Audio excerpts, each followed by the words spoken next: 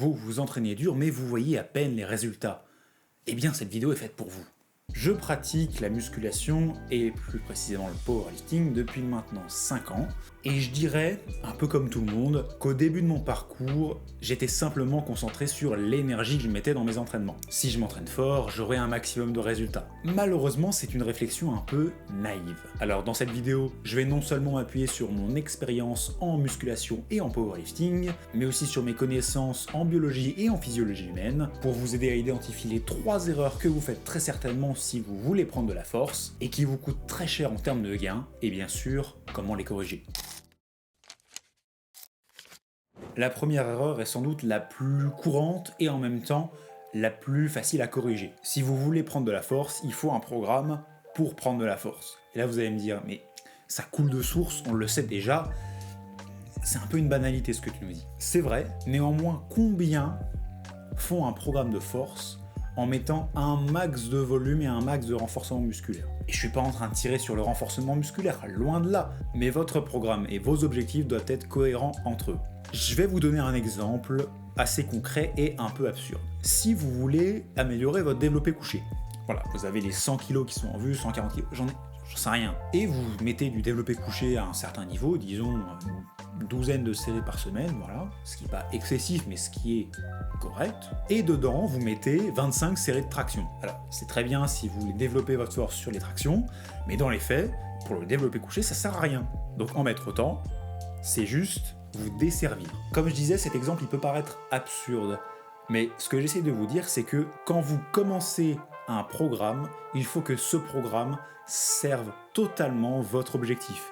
Il faut que chaque série, chaque répétition soit parfaitement calculée pour servir à votre objectif. Si vous vous engagez dans un programme, musculation ou powerlifting, et que vous y allez un peu à l'aveugle, que vous faites des trucs sans savoir vraiment pourquoi, non seulement c'est la clé pour être démotivé au bout d'une semaine, mais en plus c'est la clé pour être comme une brindille, sans force, bref, ça va pas du tout. Je m'égare un peu, mais comment est-ce que vous pouvez corriger ça? C'est très simple. Soyez très clair sur votre objectif de départ. Vous voulez prendre de la force au développé couché. Vous allez faire un programme pour prendre de la force au développé couché. Ce sera votre priorité. Ensuite viendront le reste. Si vous voulez, par exemple, maintenir votre force au deadlift ou l'augmenter, mais qu'en termes de priorité c'est après le deadlift, alors vous allez moins mettre l'accent dessus. Je vais vous prendre un autre exemple pour, au passage, vous aider avec une autre erreur que vous avez certainement.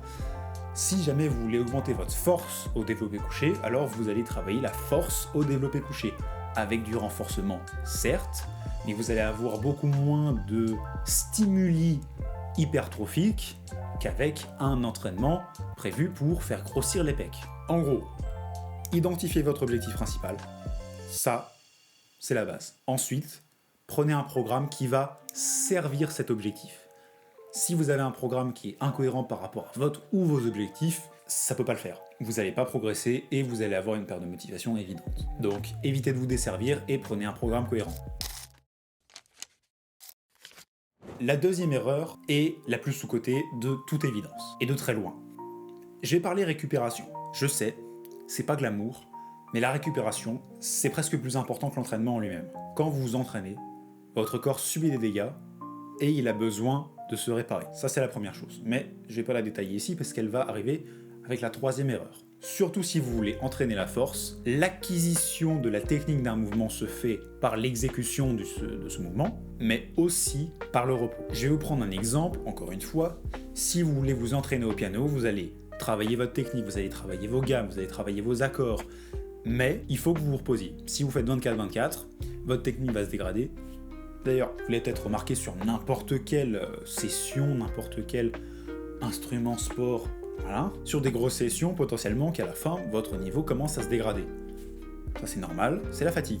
Je me suis un peu égaré, mais là, je parle de la fatigue nerveuse principalement. Votre cerveau, vos nerfs et compagnie, ils sont stimulés pendant l'effort et ils ont besoin de se reposer. Ils ont besoin de se recharger. J'avais fait cette expérience dans mes études de biologie. Quand vous stimulez un nerf avec un courant électrique, c'est comme ça que la transmission se fait, il va y avoir, hop, des pics de décharge comme ça, et puis un moment, hop, hop, hop, ces décharges vont être de plus en plus faibles. Pourquoi? Parce que le nerf se fatigue, tout simplement. Il faut attendre un peu avant de pouvoir retrouver ses pics à taille normale. Bref, pour apprendre et intégrer un mouvement, il faut le faire, mais il faut aussi laisser le temps à son système nerveux de se reposer. Comment est-ce que vous corrigez ça? Déjà, il faut que votre programme soit correctement structuré pour qu'entre les séances, il y ait suffisamment de repos. Pareil, ça je vais détailler juste après, parce que c'est pas vraiment l'objet. Là, j'ai plutôt parlé du repos entre les séries. Vos muscles sont composés d'unités motrices, donc des nerfs et des cellules musculaires, et les deux marchent de la même manière, c'est-à-dire que quand ils sont beaucoup stimulés, ils ont besoin de se reposer avant de pouvoir redonner leur pleine puissance. Si vous voulez des séries efficaces, en termes de production de force et d'apprentissage technique, il faut que vous laissiez un peu de temps entre les séries pour que tout ça se repose un minimum. Si jamais vous rattaquez tout de suite derrière, vous allez avoir une dégradation nette de votre technique et de votre force bien sûr. Et si vous tapez moins vos muscles et que votre technique se dégrade, vous ne pouvez pas apprendre correctement les bons mouvements. Toute cette grosse tirade est partie un peu dans tous les sens, mais c'est pour vous dire que entre les séries, il faut que vous preniez suffisamment de repos. Moi, j'aime bien sur la plupart de mes exercices prendre 3 minutes de repos. Bien sûr, ça peut varier en fonction de l'intensité et en fonction des muscles ciblés tout simplement. Mais voilà, je pense que entre 3 et 4 minutes, c'est une très bonne fourchette pour la plupart des exercices. Et pour la force, tabler entre 3, 5, 7 minutes, c'est une bonne idée. Tous ceux qui prennent 1 minute 30 de repos, c'est très bien, vous travaillez l'endurance. Problème suivant. Je vous interromps quelques instants pour vous dire que si vous aimez cette vidéo et que vous voulez me soutenir, n'hésitez pas à la liker et à la commenter, ça me ferait extrêmement plaisir. Et si vous ne voulez pas manquer les petites surprises que je vous prépare, n'hésitez pas à vous abonner et activer la cloche des notifications, et croyez-moi, vous ne voulez pas les manquer les petites surprises. Cette erreur est presque similaire à l'erreur précédente, c'est une surcharge qui est mal gérée. On va reprendre les éléments du repos musculaire juste après, mais d'abord, je vais vous expliquer comment est-ce que la prise de muscle concrètement fonctionne.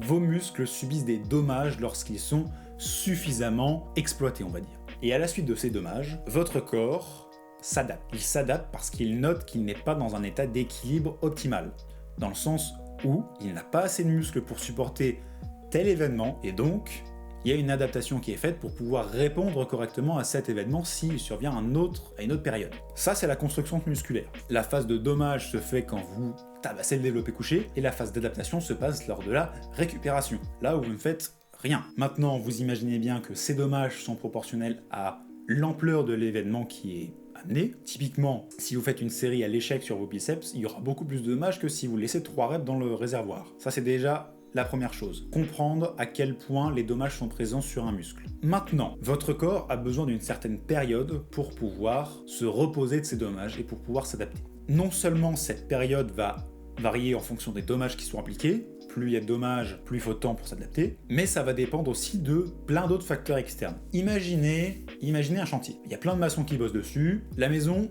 elle est finie. La maison, c'est votre muscle, elle est finie, elle est toute bête, toute propre. Et là, il y a un gros engin de démolition qui arrive, ça c'est l'entraînement, et qui défonce un mur de la maison. Voilà, les dommages, l'entraînement, il faut réparer tout ça. Si les maçons sont en pleine forme, ils vont réparer plutôt vite. Et bien sûr, s'il y a très peu de dommages, ils vont réparer très vite. Mais s'il y a énormément de dommages, et si les maçons sont bourrés, s'ils n'ont pas mangé, s'ils n'ont pas dormi, si leur femme les a quittés, s'ils n'ont plus d'enfants, j'en sais rien. En fait, le chantier va être terriblement lent. Et derrière, s'il y a un autre engin de démolition qui arrive, les dégâts seront bien pires. Vos muscles, c'est pareil. Si vos séances sont très éprouvantes d'un point de vue nerveux et musculaire, il faudra plus de temps à votre corps pour réparer les dommages et s'adapter. En conséquence, il faut comprendre à quel point vos séances font des dommages et à quel point vous pouvez récupérer. À quel point vos séances font des dommages, ça va arriver avec l'expérience et je suis sûr que vous pouvez trouver plein de trucs en ligne maintenant. Le deuxième facteur est beaucoup plus aléatoire, on va dire. Ça va dépendre de plein de facteurs différents. À quel point vous pouvez vous reposer. Ça va dépendre de la qualité de votre sommeil, donc tout votre environnement autour de ça. Ça va dépendre de votre nutrition, de votre hydratation, de vos relations sociales, ça va dépendre, en fait, votre hygiène de vie de manière générale. Et Dieu sait que c'est compliqué l'hygiène de vie, hein. Il y a des gens qui ont dédié leur vie à ça. Avec tout ça, j'aime bien marquer une petite fourchette comme ça. Ça, c'est la fourchette d'intensité de la séance, on va dire. Si vous êtes dans cette fourchette, vous pourrez récupérer complètement pour la prochaine séance. Ça, c'est le maximum. Ça, c'est le minimum. Je suis inversé, moi, donc bon, ça, c'est le maximum, ça, c'est le minimum. Si jamais vous êtes en dessous, vous êtes sous-optimisé, vous auriez pu taper plus dans les muscles et donc vous aurez moins de gains potentiels. Mais si vous êtes au-dessus, vous allez être sous-optimisé aussi, puisque vous allez avoir trop de dommages que votre corps ne pourra pas réparer. Et cette fourchette, malheureusement pour vous, en fonction de cette hygiène de vie, elle va bouger d'un côté ou de l'autre. Et donc, la quantité de dommages que votre corps pourra réparer avant la prochaine séance va évoluer. Je sais, vous me suppliez d'arrêter. Alors je vais faire très simple. Si vous avez une hygiène de vie déplorable, à court ou à long terme, vous allez pouvoir moins taper dans la caisse. En conséquence, il faut adapter vos entraînements en fonction de votre récupération, et pas l'inverse. Beaucoup de gens récupèrent en fonction de leurs entraînements, ce qui paraît logique puisque la réparation se fait après les dommages. Mais c'est mal réfléchir. Il faut penser d'abord à sa récupération et ensuite faire en sorte d'aligner ses entraînements par rapport à cette récupération. Sinon vous êtes dans les choux. Notre corps est une machine incroyable, mais aussi incroyablement complexe. C'est exactement pour ça qu'il faut une structure et un plan très précis pour pouvoir en tirer le meilleur. Et la programmation est au centre de tout ça. Si votre programme n'est pas exactement comme il devrait être, vous passez forcément à côté d'énormément de gains. C'en est tout pour cette vidéo, je vais vous laisser, et sur ce je vous dis à la prochaine.